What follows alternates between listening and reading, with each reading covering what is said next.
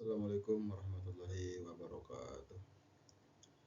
Kali ini saya akan mempresentasikan tugas kuliah, yaitu untuk kepentingan ujian tengah semester di kampus Pancasakti Bekasi, yang mana saya akan mempresentasikan dari mata kuliah Manajemen Sumber Daya Manusia yang sering kita kenal, yaitu SDM.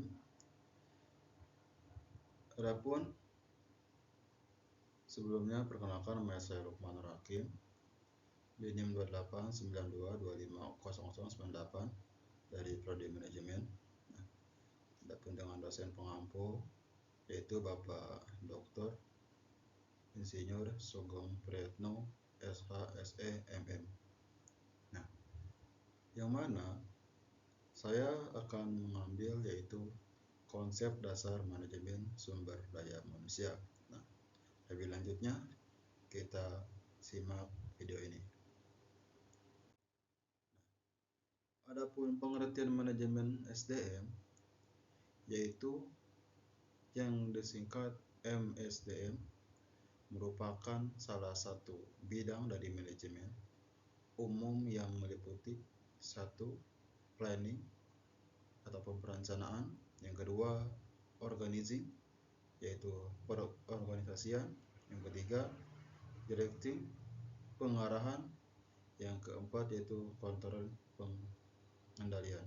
Nah, dalam usaha pencapaian tujuan perusahaan, permasalahan yang dihadapi manajemen bukan hanya pada bahan mentah, alat kerja, mesin produk, uang, atau lingkungan kerja saja. Nah, tetapi juga karyawan, sumber daya manusia. Pengelolaan sumber daya manusia inilah yang disebut manajemen sumber daya manusia. Nah, dengan secara kita ketahui bahwa di SDM itu bukan hanya pokok apa dari bahan mentah, alat kerja, mesin dan sebagainya, tetapi karyawan ini harus kita diperhatikan gitu kan, sumber manusia ini untuk dikelola. Nah, lanjut. Mengapa SDM harus dikelola? Nah, kenapa? Biar terstruktur dalam perusahaan itu, makanya ada pengelola. Best step-nya gitu, biar apa?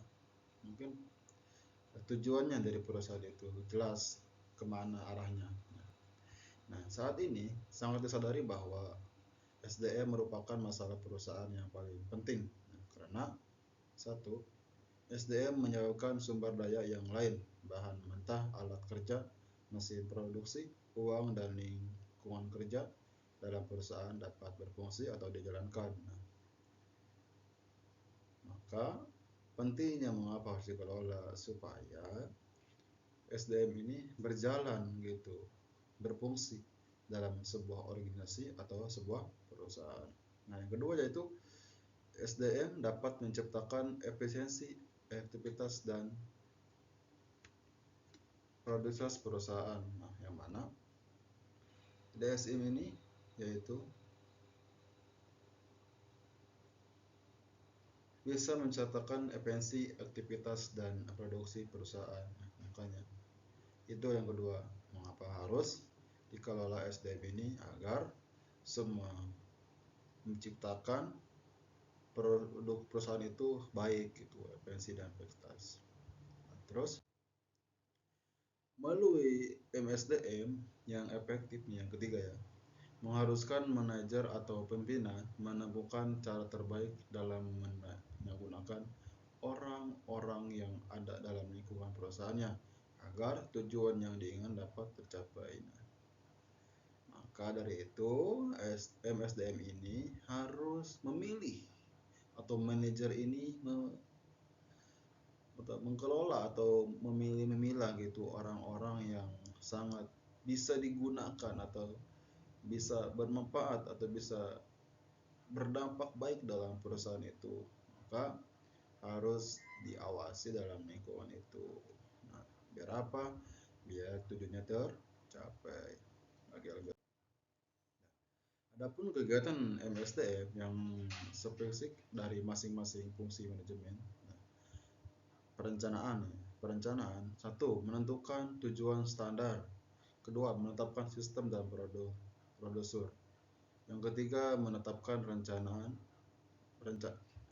atau proyeksi untuk masa depan. Nah, dalam perencanaan ini kita harus menentukan tujuan standar dari perusahaan itu apa sih, apa yang harus direncanakan sehingga memenuhi ke standar perusahaan. Adapun menetapkan sistem, nah dalam perusahaan itu harus jelas rencananya apa, sistemnya apa, dan produser. Nah, terus menetapkan rencana, nih, rencana di masa kedepannya harus gimana sehingga terstruktur dalam SDM ini. Adapun perorganisasian, nah, memberikan tugas khusus kepada setiap SDM atau sumber daya manusia, membangun divisi atau departemen, terus mengenerasikan wewenang kepada SDM, menetapkan analisis pekerjaan atau analisis jabatan, membangun komunikasi, mengkoordinasi kerja antara atasan dengan bawahan. Nah, pentingnya dalam perorganisasi ini memberikan tugas kepada setiap sumber daya manusia atau karyawan ini khusus gitu. Contohnya si A menugaskan dalam sistem, yang kedua dari gudang dan sebagainya. Jadi dalam satu karyawan itu tahu tugasnya ngapain gitu. Jadi jelas, harus diperjelas. Adapun membangun divisi departemen harus jelas. Nah, atau komunikasikan wewenang kepada SDM tuh. Si SDM ini diberikan wewenang kepada SDM agar apa ya, dalam sebuah perusahaan itu dia punya bertanggung jawab dalam perusahaan ini.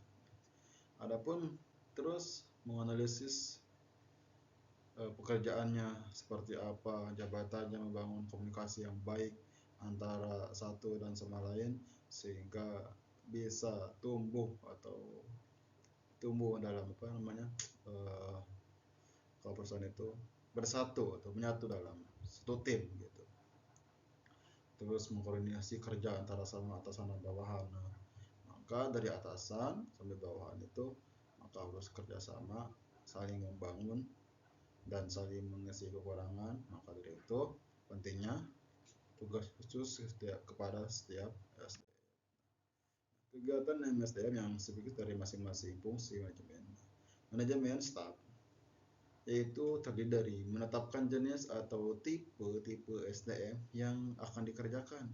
Nah, terus merekrut calon karyawan. Nah, adapun menetapkan jenis atau tipe SDM yang akan dikerjakan itu apa sih, menentukan jenis itu atau tipe seorang karyawan itu akan dikerjakan. Contohnya mungkin dari si A bagian ini, jenisnya ini, gitu kan, sebelum dikerjakan. Nah, adapun merekrut calon karyawan, nah dari satu ini merekrut calon karyawan, interview dan segala macam. Selanjutnya staf ini mengevaluasi kinerja, oh si karyawan ini gimana sih selama dia bekerja gitu. Nah, terus mengembangkan karyawan, melatih dan mendidik karyawan. Nah, selain mengevaluasi kinerja, maka si manajer ini harus memberikan langkah melatih, mendidik sehingga si karyawan itu bisa menjadikan kualitas dirinya itu lebih baik karena dampaknya nanti akan ke perusahaan atau organisasi. Adapun kepemimpinan, namun upayakan agar orang lain dapat menyelesaikan pekerjaan yang menjadi tanggung jawabnya, meningkatkan semangat kerja, memotivasi kerja karyawan. Nah, itu kepemimpinan. Makanya pemimpin harus punya bisa menyelesaikan pekerjaan atau masalah.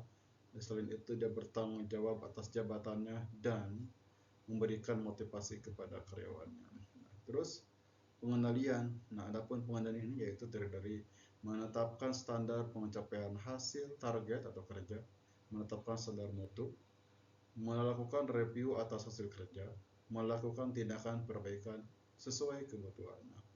Pengadilan ini maka dia menetapkan standar pencapaian hasil target dari kerja ini nih, targetnya apa sih? Gitu. Nah, terus menetapkan standar mutu dari perusahaan itu, terus melakukan review atas hasil kerja si SDM ini, maka direview lah oleh SDM. Terus memberikan tindakan perbaikan sesuai kebutuhan gitu. Maka kita harus kasih tahu atau diingatkan bahwa beginilah standar kebutuhan dari perusahaan kita. Nah, terus pengawasan. Dalam pengawasan ini yaitu melakukan audit terhadap kemungkinan adanya ketidakcocokan dalam pelaksanaan ataupun sistem prosedur yang berlaku sehingga menimbulkan risiko yang tidak baik bagi perusahaan di masa depan. Pengawasan ini penting dalam suatu perusahaan atau organisasi. Pentingnya itu si pengawas ini yaitu melakukan audit terhadap perusahaan. Nah, siapa tahu dalam perusahaan ini memiliki sistem atau prosedur yang tidak cocok sehingga menimbulkan resiko yang besar bagi perusahaan. Takutnya nanti ke depan-depannya karena tidak ada pengawasan ini sehingga perusahaan itu akan mangkrak ya. Oke, terus istilah yang digunakan. Manajemen sumber daya manusia, manajemen sumber daya. Nah, dari istilah yang digunakan dalam manajemen ini itu terbagi beberapa bagian. Yang pertama yaitu manajemen sumber daya manusia, yang kita sering SDM, manajemen sumber daya insani atau manusia, manajemen personalia, manajemen kepegawaian, manajemen perburuhan, manajemen tenaga kerja, administrasi personalia, administrasi kepegawaian, hubungan industri. Adapun personalia atau HRD atau HDR, personalia itu yaitu kegiatan pengelola SDM yang lebih fokus pada hal-hal yang bersifat administratif, yang mengatur hubungan kerja antara employer dan employer sebagai salah satu sumber daya yang memiliki organisasi. Nah, ini tugasnya Indonesia. Adapun aktivitas paling instan yang dilakukan oleh bagian personalia biasanya adalah rekrutmen ya, atau merekrut satu karyawan itu biasanya itu paling diperoleh dari HRD. Tetapi dari samping itu HRD juga ada hubungan selain administrasi gitu ya, merekrut karyawan. Baik, selanjutnya yaitu fungsi lainnya adalah melakukan proses dokumentasi pengelolaan serta proses pegawaian yang terkait langsung dengan tahap seleksi, pengangkatan dan penempatan serta pemberhentian atau PHK. Maka fungsi lain bisa si HRD ini memberikan perpanjangan kontrak sekalipun mem-PHK karena ya kurang bagi perusahaan bila si karyawan ini dipekerjakan, maka tindakan HRD di situ berlaku.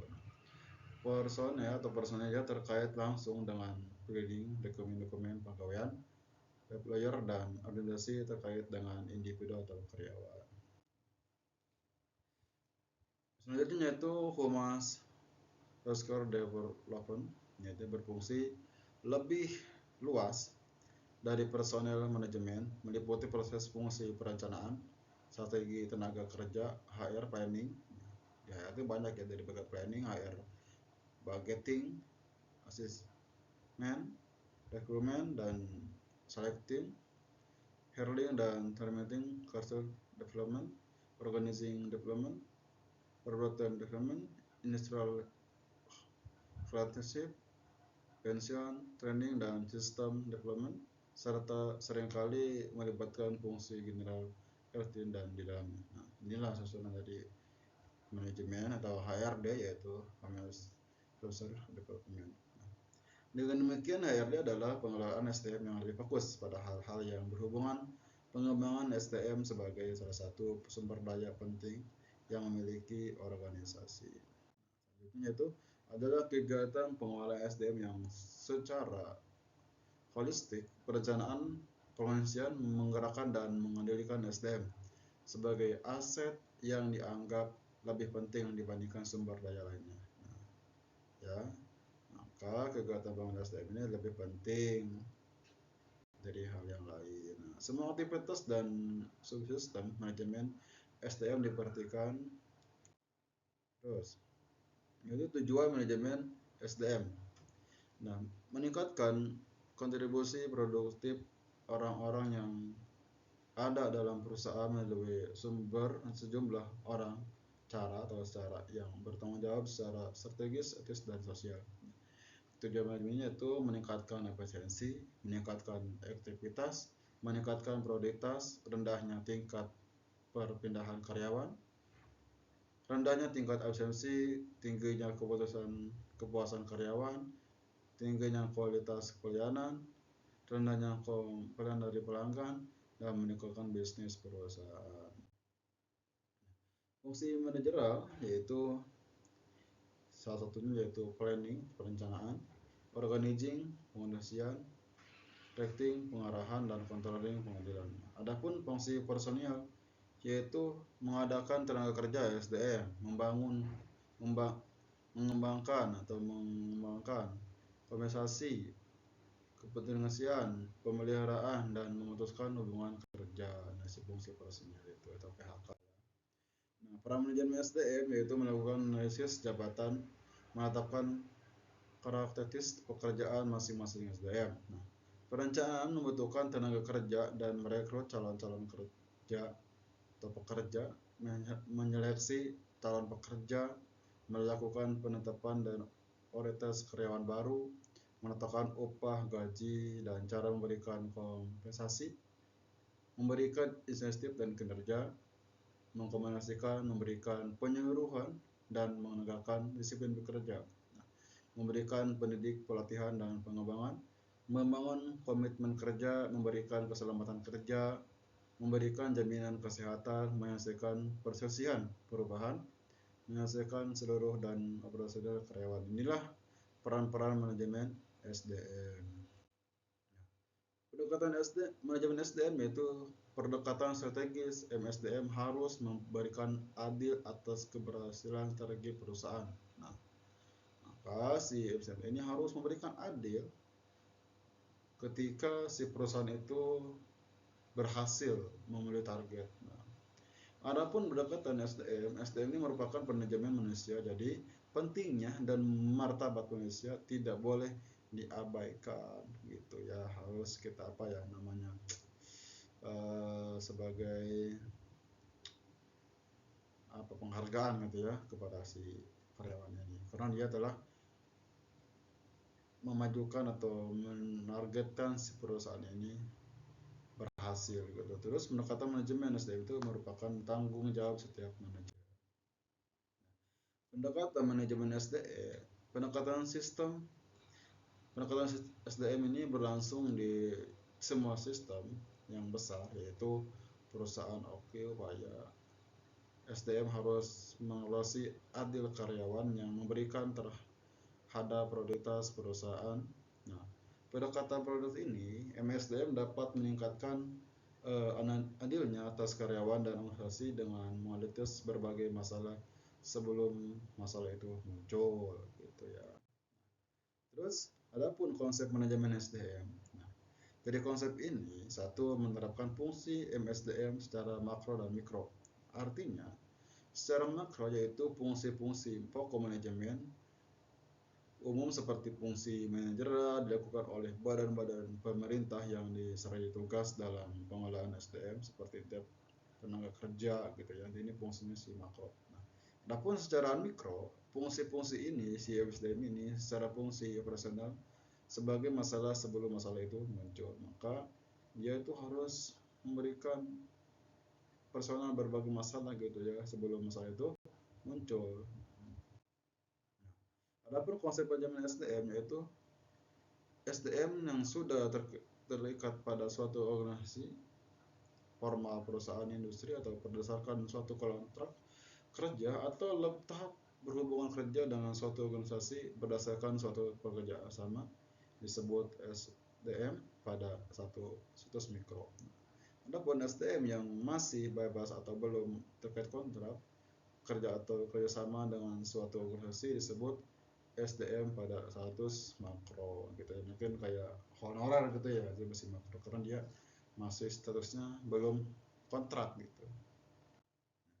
Dua prinsip-prinsip SDM yang perlu diperhatikan, yaitu satu diantaranya prinsip kemanusiaan, dua prinsip demokrasi, prinsip the green man is the recompensed, prinsip supply for effort, prinsip kesatuan arah, prinsip kesatuan komando, prinsip efisiensi, prinsip efektivitas, prinsip bertanggung jawab kerja atau produktif kerja, disiplin, dan prinsip kewenangan dalam tanggung jawab. Adapun praktik manajemen SDM sebagai iterasi berikutnya adalah kegiatan SDM yang secara umum yaitu program umum. Satu, menyusun formasi pengadaan pegawai, menegakkan pertama menilai pelaksanaan pekerjaan, menyusun daftar susulan kegiatan, pendidikan dan pelatihan, kenaikan gaji, upah, kenaikan pangkat, tunjangan, mutasi pejabat, jabatan, mutasi kerja, memberikan cuti, memberikan penghargaan, pembinaan kesejahteraan, tabungan asuransi, pensiun sehingga berhenti pensiun gitu. Nah, inilah praktek manajemen SDM. Praktek manajemen SDM program khusus yaitu pembinaan tenaga kerja, penyelesaian kasus pengadaan surat yang hilang, peninjauan masa kerja, penyelesaian masalah pegawaian, pengurus NIP atau kartu pegawai, pengurusan kartu istri atau kartu suami, pengurusan asuransi kesehatan, asuransi tabungan, asuransi pensiun. Tantangan manajemen SDM yaitu tantangan eksternal, diantaranya satu perubahan teknologi, perubahan pemerintah, faktor sosial budaya, pasar tenaga kerja, faktor politik, kondisi perekonomian, faktor geografik, faktor demografi, kegiatan mitra, sampai kegiatan pesaing. Itulah tantangan manajemen SDM. Adapun tantangan manajemen SDM antara lain yaitu bagi tantangan internal muncul karena adanya SDM yang mengejar pertimbangan atau triple off, diantaranya finansial, penjualan, keuangan, servis, produksi, dan lain-lain. Nah, salah satu yang diharapkan pula bahwa pada serikat pekerja sistem informasi yang semakin terbuka, budaya organisasi gitu, maka tantangan ini muncul dari sebuah internal.